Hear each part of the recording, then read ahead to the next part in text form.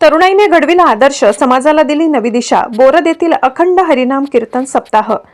तळोदा तालुक्यातील बोरद येथे समस्त ग्रामस्थ मंडळी व विठ्ठल रुक्मिणी भजनी मंडळ यांच्या वतीने आयोजित अखंड हरिनाम कीर्तन सप्ताह शक्ती, शिस्त, सामाजिक प्रबोधन आणि राष्ट्रनिष्ठेचा जागर करत उत्साहात संपन्न झाला.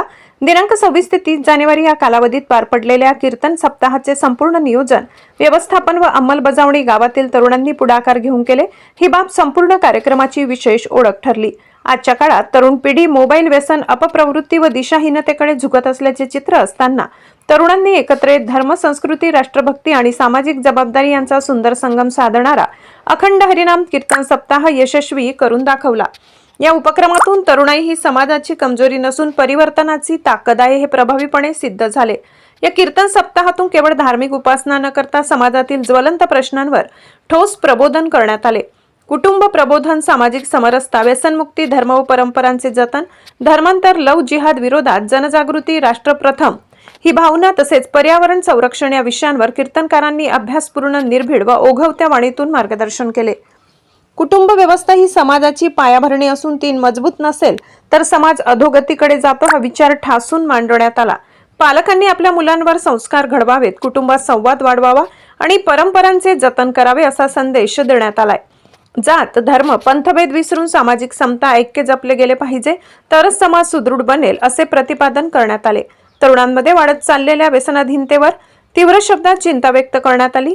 दारू, तंबाखू व अंमली पदार्थांमुळे तरुणांचे आयुष्य उद्ध्वस्त होत असून व्यसनमुक्त समाज निर्मिती ही काळाची गरज असल्याचे सांगण्यात आले. तरुणांनी व्यसनांपासून दूर राहून शिक्षण, उद्योग, सेवा व राष्ट्र उभारणीसाठी स्वतःला वाहून घ्यावे असे आवाहन करण्यात आले. धर्म व परंपरांचे संवर्धन झाले नाही तर पुढील पिढी आपली ओळख गमवेल याची जाणीव करून देत धर्मांतर व लव जिहाद यासारख्या विषयांवर समाज प्रबोधन करण्यात आले. समाजाने सजग, संघटित व जागरूक राहून आपल्या धर्म, संस्कृती व राष्ट्राचे रक्षण केले पाहिजे असा ठाम संदेश देण्यात आला. राष्ट्रप्रथम ही भावना केवळ शब्दात न राहता ती प्रत्येकाच्या आचरणात उतरली पाहिजे असे विचार मांडण्यात आले.